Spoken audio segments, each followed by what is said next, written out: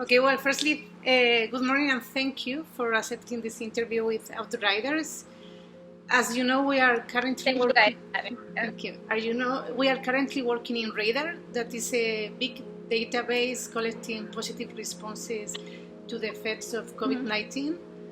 And well, Sarah Safar is the communication officer at Media Matters for Democracy, a non-profit organization based in Islamabad, Pakistan, and focused on policy advocacy, data journalism, and inclusion of citizens' voices, right? Yes. Okay, so well, firstly, I would like to ask you about the current situation in the country, in Pakistan, with COVID-19. I read that the lockdown will be lifted on Saturday.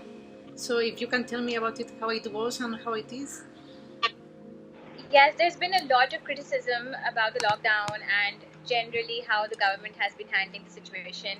It is, of course, an unprecedented thing. Like, none of us saw it coming. It's huge for us. But the reason why the lockdown's being lifted is because a lot of people are living below the lines of poverty in Pakistan.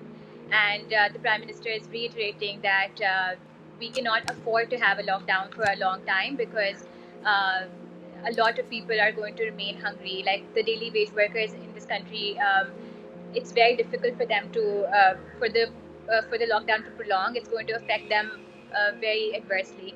So there has been a rise in cases.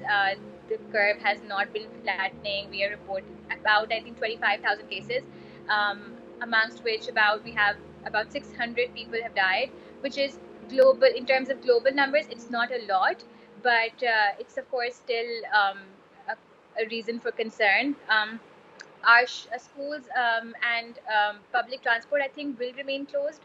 But I think shops and restaurants, all of those will be opening. So there's a lot of like in my family also, there's a lot of anxiety about what could happen.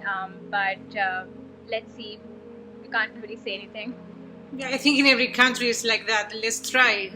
Governments are trying the different strategies. Exactly. And Nobody has a plan, I guess. And how you are working on your team at Media Matters for Democracy? Are you working at home? How do you find the We are. stories? Sorry. It's been about quite some time now, since March, I think end of March, we all started working from our homes.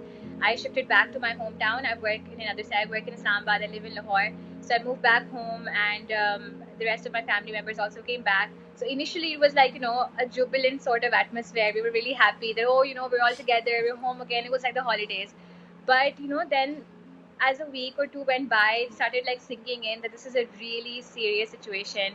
And in countries like Pakistan, there's not a lot of awareness. People don't really take a lot of measures. So, social distancing, all of those things, it took a long time for us to understand how important that is. So, we're still sort of understanding what happened, and yeah, all of us are working from home at Media Matters also. We're very careful about that sort of thing. And we have like morning meetings online. We have shifted all our work online, which also meant shifting a lot of trainings online that we had planned for the month of April and May. And we work a lot with journalists, and even during this pandemic, our primary concern is to make sure that journalists remain safe and remain protected, because they are fighting, they are covering this from the front lines. And that is, I mean, like health workers, they're also at the front line, but people aren't paying a lot of attention to that. Organizations aren't helping journalists out, they're not providing a lot of equipment for them to protect themselves. So we are sort of pushing back on that for now. And is any, I don't know, special concern that you are monitoring during the pandemic, something that's happening because of it? So, my organization particularly, we conducted a bunch of trainings to help journalists understand how to report better on COVID. And during the trainings, we found that a lot of them were under a lot of mental pressures and a lot of mental stress because of the reporting. And that comes because of two things. It's because of the health risks also related to COVID, and also because there's a lot of financial pressures. A lot of companies are laying off their employees. There's a lot of pay cuts. Journalism as an industry has already been under a lot of economic strain and is getting under a lot more pressure because of the current pandemic. a news organization abruptly shut down some during the COVID period, and a sizable number of people were unemployed because of that. So we're sort of working on that. There's a very interesting initiative that my organization is taking up with the help of the European Union.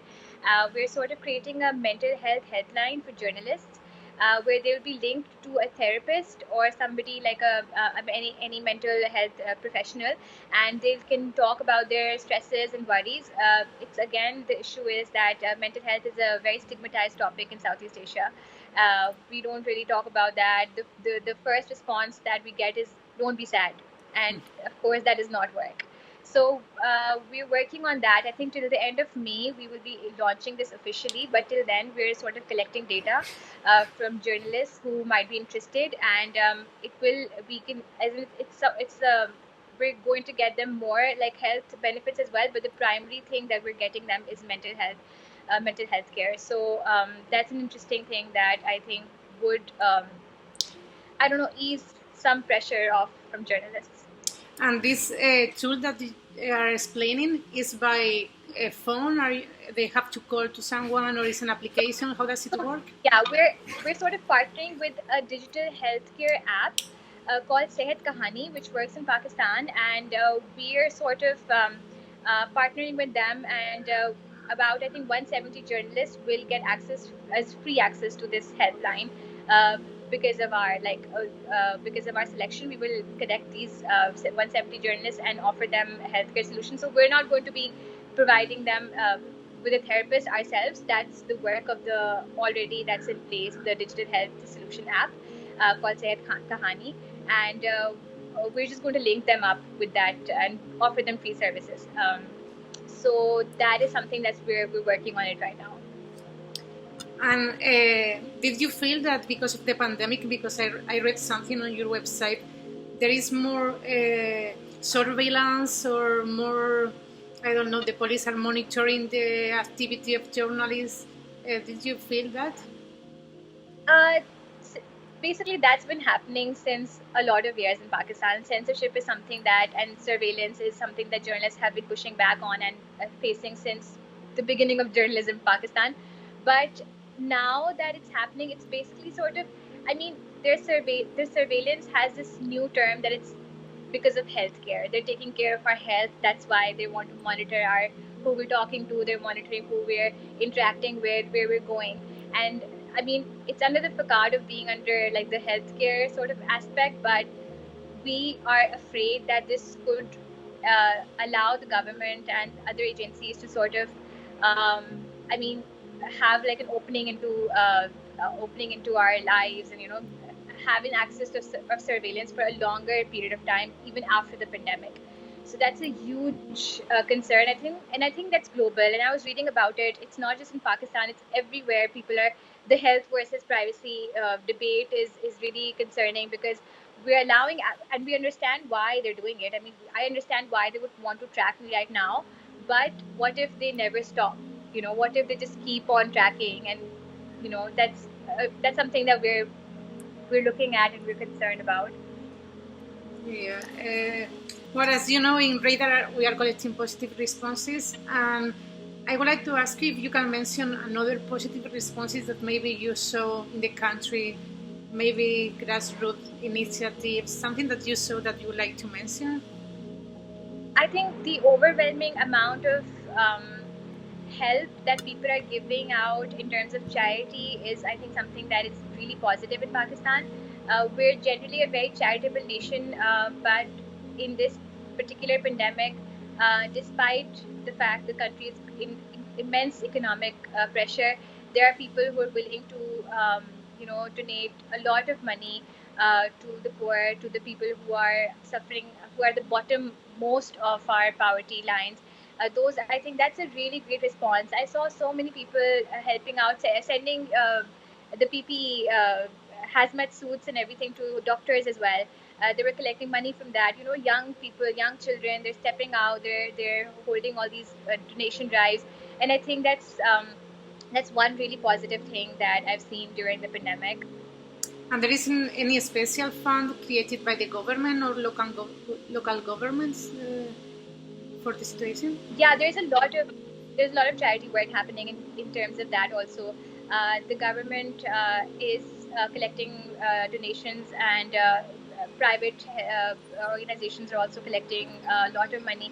Uh, there's a Muslim concept of charity which is called zakat, where Muslims are ordered to sort of give out whatever is extra with them.